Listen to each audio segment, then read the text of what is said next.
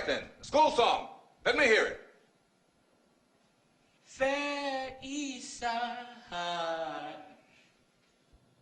Fair East Side, by thy side will stand and always praise thy name. Praise thy name, praise thy name. Nitty, thank you so much for doing this interview with me. And I have to say right off the top that, you know, I've been doing a lot of interviews. Of course, we're doing this over the phone because we can't do this in person because COVID-19, it's a completely different world.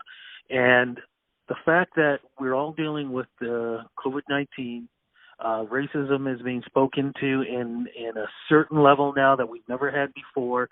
We're seeing so many crazy things on social media, whether it be good and whether it be bad. People are fighting about wearing masks or not wearing masks. You're probably one of the most important people I'm going to get a chance to speak with during this time because you are just filled with positivity. You overflow with that. And if there's anything that we need right now is positivity, my friend.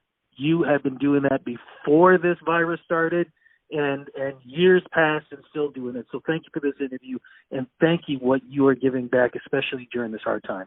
Man, I appreciate that, man. Thank you very much. But listen, man, it's all about positivity. I mean, if the world could just stay positive, it'd be a better place, man. I promise you that.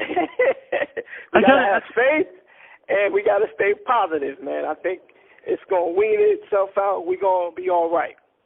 I got to ask you right off, everything I just mentioned, I mean, what do you think about when you're seeing this and hearing about this? Like I said, COVID-19, racism being spoken about. But again, they're, you know, positive and people were being negative about it. The mask arguments where you're seeing videos where, like you hear on the news, people are getting shot because they're angry about being forced to wear a mask. And I mean, or somebody's not wearing a mask and people are throwing coffee in their faces. It's crazy. Man, I don't know exactly how it came to this, but whatever this infection is, you know, we just want to let the people, know that, it can't hurt you. You have to wear the mask to protect yourself and to protect others. That's what it's for. You know what I mean? When I'm in my home, I take it off. But when I'm out there, man, and I'm coming across people and this is pretty much the new normal. We have to get used to it, man, and just put your mask on. It's for your safety. As far as what I'm seeing people getting, upset that, they think it's some type of plan or plot. I don't get it. Just wear your mask, stay safe, man, and just continue to just be positive, man. It's terrible on what's going on. There's some things that, we want to be spoke of. Like there's, you're starting to see the racism. You're starting to see it. It's coming out in the front. Before it was hidden. It was hidden before, man. Like you couldn't really recognize it. And now you're starting to see it in hindsight, man. It's just right there. So at least you know. And you see it. You got to stay away from it. Try to stay positive. Stay away from it, man, just as much as you can. If you get pulled over by the cops, fellas, especially of color, man, just do what they say, man. Don't give them no problems, where they got to, try to do you harm, and just hope for the best, man. You want to get home to your family, just do what they say and keep it moving, man. Like, don't fight with them, don't argue with them, don't, because then they're going to use deadly force, man. You know what I mean? Some of them, I'm just saying, I'm not speaking about all police officers. I'm speaking about those police officers, man, that abuse their authority. And these guys will get dealt with, man, because now they got the body cams and stuff. You got to report everything. So, the only thing we can do, because it's going to happen, we're going to get targeted. We're going to get, I'm saying it's black people, it's black gentlemen, and it's terrible, man, because I'm, and I'm not racist. My father is white. You know what I mean? My mother is black. I'm just saying it's just so terrible, man, that we have to go through it. People of color, Just, you know, if you're getting pulled over by the policeman, just do what they say, man, so you can make it home safely, man. That's it. That's all I got to say about that. I try not to talk about that because it's so sad, man, that it's like that. But this has been going on for decades, you know, for years. And we're just seeing our version of it right now. We're seeing it. So, what keeps you positive throughout this time? My kids, man. My children, you know, good people. My friends, you know what I mean? Being the fact that my mother is still here. Good music. You know what I mean? You know, there's hope, man. There's hope. There absolutely is. You know, being in lockdown for when we were, a lot of people, of course, were watching television or watching YouTube and, you know, programs. And, you know, one of the movies that I know I saw several times, BET was showing a lot of it, was Lean On Me. Yeah. You know, and very inspiring film because I remember watching it being in the theater when it first came out. And little would I think that I would be speaking to somebody who was involved with it, and not just involved with it, in one of the most iconic scenes ever, because anybody who lived back in the day knew exactly what that was about, singing in the bathroom. Yeah. Mind you, in that scene, it was a different situation than why. Yeah. But we all did it back then because that was the best way to, you know, hear your vocals with that echo and everything. Did you ever think, when you think about it now and look back, who would have thought that scene, and we're going to talk more about it and how you're involved with it, would be so iconic to the point where it's like, if you mention Lean On Me, that's one of the first scenes people talk about. You know what, man? I'm blown away by that, man. I'm dead serious. Like, the events on how it all came to fruition, man, it's just blown away. And you know what's funny? Morgan Freeman, like, when we were shooting that scene, he said it. He told us, he said, I'm going to tell you guys something. He said, I read the script, you know, I agreed to do the script, and he said, this movie is going to be major. He said, but I'm going to tell you something. He said, the scene that we just shot, he said, I guarantee you people are going to remember this scene. He said it. He said it with his own mouth. He said, people are going to remember this scene for a long time to come. And it's funny because now you're looking back, it's 30 years ago, okay?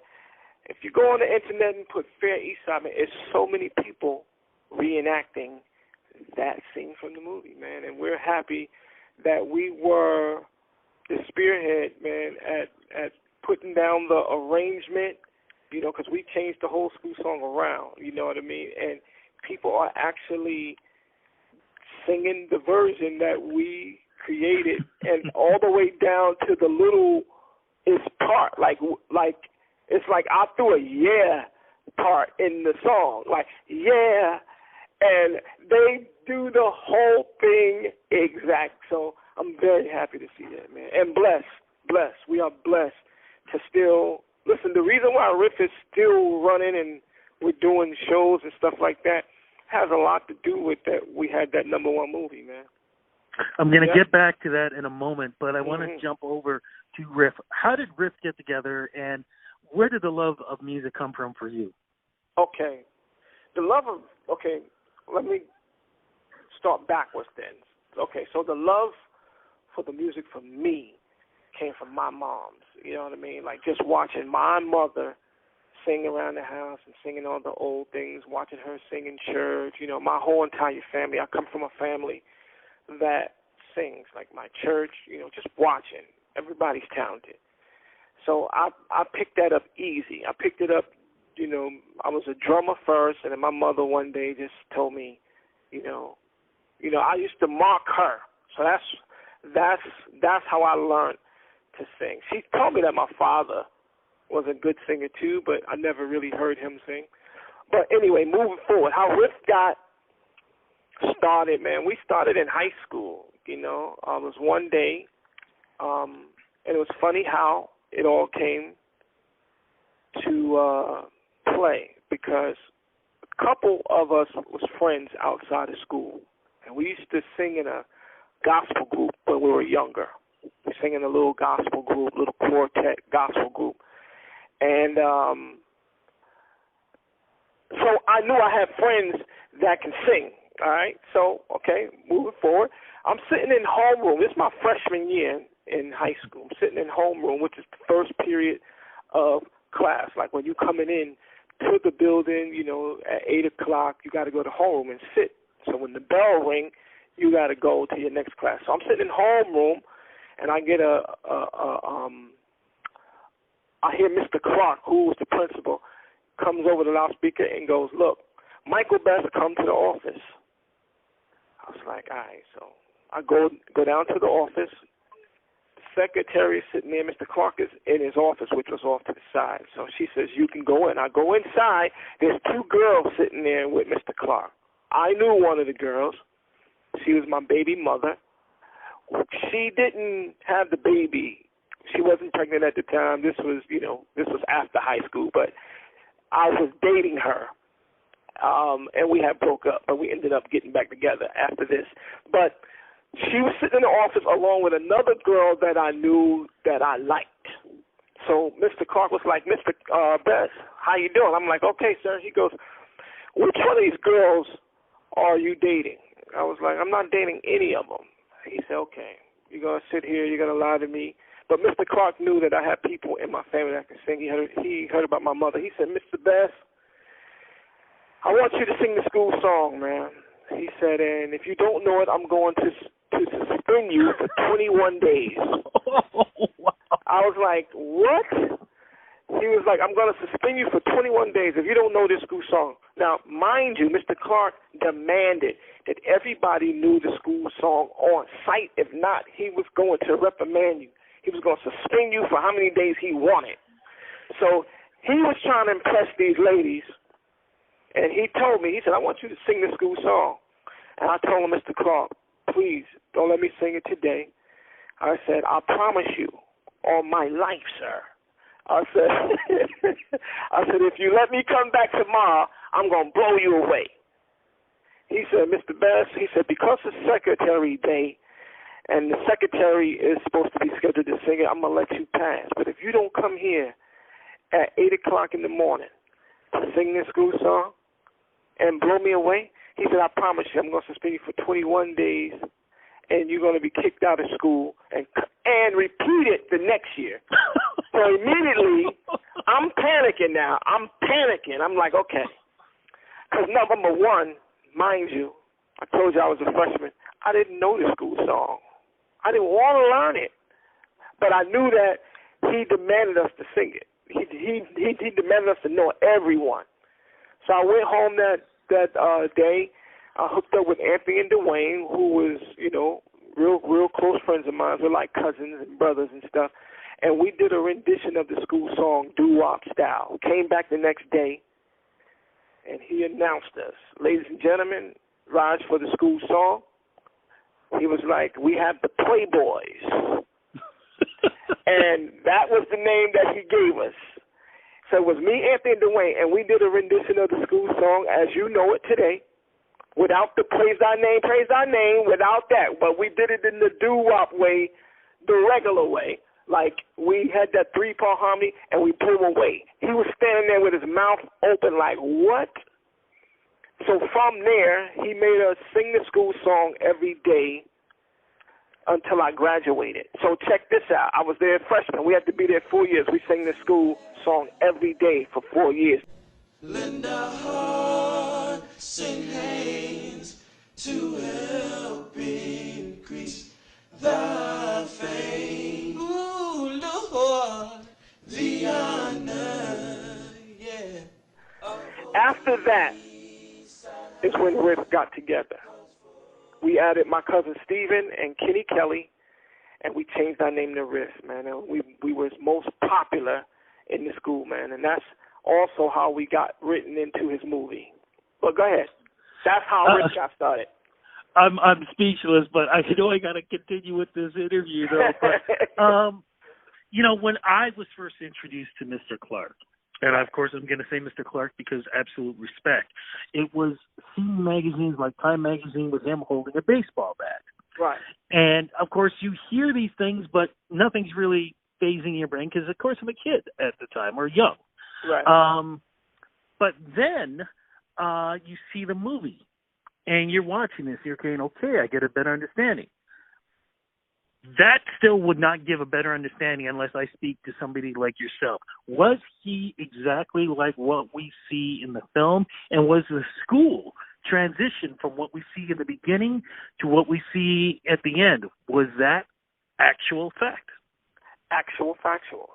I'm going to tell you something. Before I got there my freshman year, Mr. Clark had tossed, like he really held a assembly.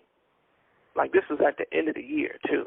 So I was walking into what he had did at the end of the year. It was like 2 days before the school ended.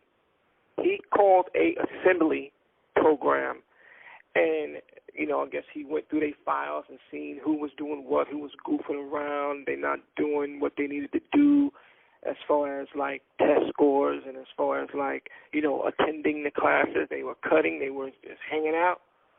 Mr. Clark found them all in the database and demanded them, he called a assembly and everybody was to report. He had the whole school in the building. This is what was told to me because, like I said, we were coming in like September.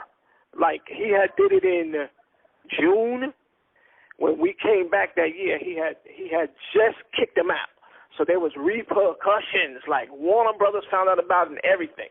So he kicked out everyone that wasn't doing nothing. It was like, I want to tell you, man, it's like 100 to 200 students on stage kicked them out. The video, there's a video of this, okay? So when he pretty much demanded, because the school was so bad, man, it was gang-related, people smoking in the building, like, while they're traveling to the next class. You know what I mean? Like, it was tough. You know what I mean? So, it's, people that want to come there to learn, and being in the hood, you know what I mean? This was one of the only schools that you can possibly go to. It's dangerous. You know what I mean? But you had to go through because you wanted to get your education so you can get up out of there.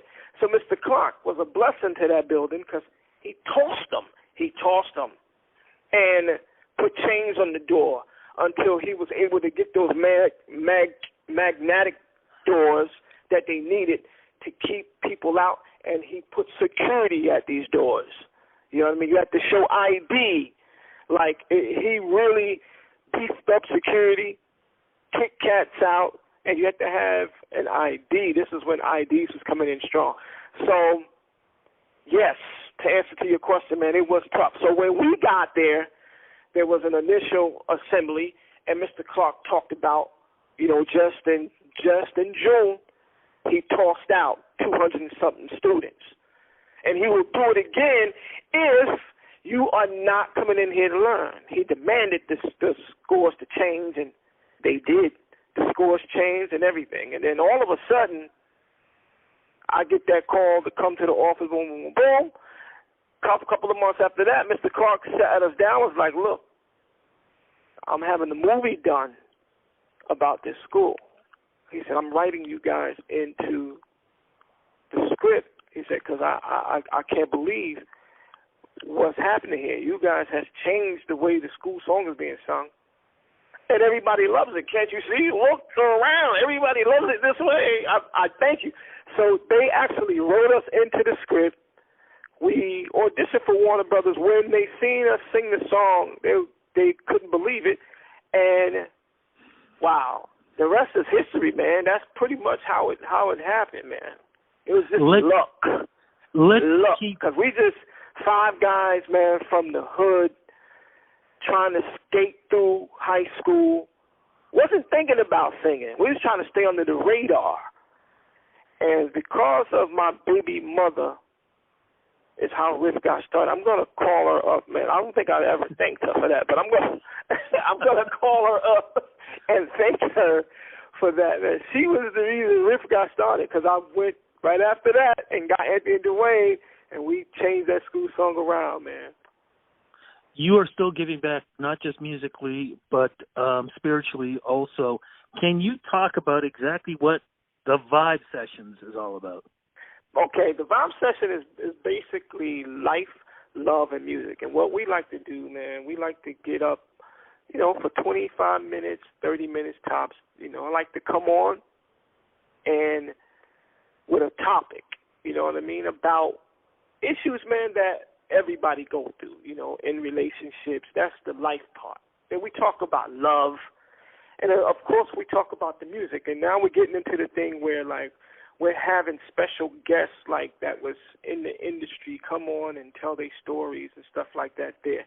But we try to stay away from the negative things that's going on, man. We try not to talk about stuff like that because people are seeing that on the news. They're seeing, the COVID. They're seeing, the racism and the protesting, and they're seeing all of that. So we're trying to create something, and we're in the basement stages, man. But I believe that with faith and we keeping it positive. You know what I mean? I believe that some doors is going to open. There's doors opening right now because a lot of celebrities are calling to want to be on the Vibe Sessions. So, and again, all we do, I come on, I kick it off with some new music or some music that people haven't heard in a long, years. Or I play B-sides to, records of celebrities that people have forgotten about these songs. And the only way to listen to them, you would have had to have a record player or CDs, which they don't do anymore. So we start that off and we come with a topic, man, and we just chop it up with each other and we chop it up with the people that's online, and we're starting to get a nice little feedback, man. So we're just about life, love, and music, man. That's what we're trying to do. We talk about life, love, and music. Is there new music from either RIFF or Menavision or both? How is that working? All right. So just so you know, RIFF does have an EP. We're going to be dropping it this Christmas.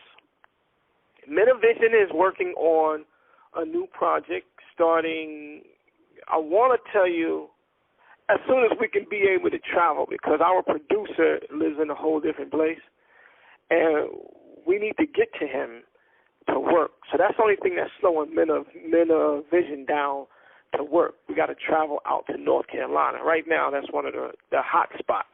So we're trying to wait for the numbers to come down. We all know how to be safe. We are masks and gloves, Lysol. We're totally with it. But it's killing us because the producer want to be in the room with the magic time with Menavision. So we want to try to keep everybody safe. So Menavision have, an EP dropping as well next year.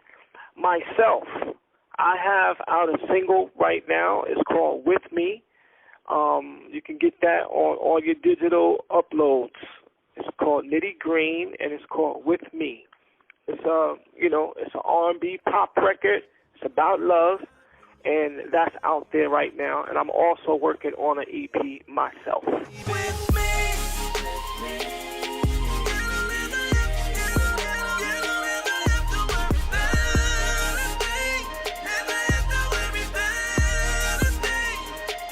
Now, I'll kick myself if I don't ask this question very quickly. When you're with Menavision, what was it like working with Teddy Riley, especially back in the 90s when, things were so hot with that sound? All right, so let me see. Riff had a chance to work with Teddy Riley as well on one of our remixes. It's called Judy Had a Boyfriend off of our second project. So I met Teddy then, and I was blown away, because I also met him once before, but he would have never remembered. But when Teddy Riley was red hot, I met him right here in New Jersey. I went over to his house with a friend of mine, Big Bub, from the group Today. I went over to his house, and he introduced me to Teddy Riley. So and I'm a big Teddy Riley's fan. Okay, so working with him again with RIFF, you know, was like I was like blown away, like how he would sleep all day. And you know, we were working on the vocals with Blackstreet at the time, but Blackstreet wasn't out. We was working on the vocals to a remix to our song, and Teddy Riley came in and he sat down at the keyboard and started playing some other stuff on top of the track that one of his other producers had built, but he came in and made it him.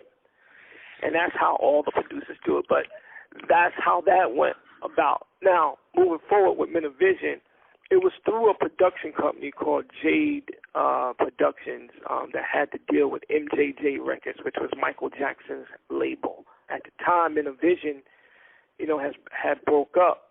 You know, they had lost 3 members of their group. And at the time, RIFF was on hiatus. We was taking it easy, like trying to figure out how we was going to make our comeback. So Anthony from the group RIFF met Spanky at a church service and asked Spanky to do music for RIFF. And what happened was Spanky ended up calling, like, listen, I got a situation here at MJJ, man. I need you and Mike to be in my group. Anthony convinced him to take Dwayne with us, and we ended up joining him in the Vision. We got down to Virginia Beach, and we was working with Teddy Riley on the project, man, and it's a joy to see him work. You know, like the king of New Jack Swing. He's very, very talented. He's very like point on what he's looking for. You know what I mean? And it was a joy, man, a joy. I would love to work with him again, man. He's super duper. When I say super duper, I've worked with a lot of producers, and he's one of the best, for sure. Amazing. You're so lucky, my friend. Social media is the place to go to follow you. Where do we go to follow you on all platforms? All platforms. Nitty Green on Facebook, Nitty Green on Instagram. You can go to RIFF Sounds on Facebook, RIFF Sounds on Instagram, and you can go to Minivision Official. Thank you so much. Facebook and Instagram. Thank you so much for this interview. Thank you for talking about these great memories. Just thank you for everything you've done over the years. And like I said, nobody's ever going to forget that scene, the bathroom scene. Iconic. And now hearing your story, I'm going to rewatch it again this weekend just so now I got a better feel in the reality of all of that. Thank you again for your inspiration, your words, and thank you again for this interview. Mr. Rudy Blair, you are awesome. Be safe out there, man, and God bless, brother. You too. Take care, and thank you again. Bye-bye. You got it, bro. Searching for the road is solid on to victory. What you got in there, Malachi? My future. All right. All aboard. Oh, you got it. All aboard, yes, Eastside. All aboard, How's it going, Mr. Darnell? Good. That's great.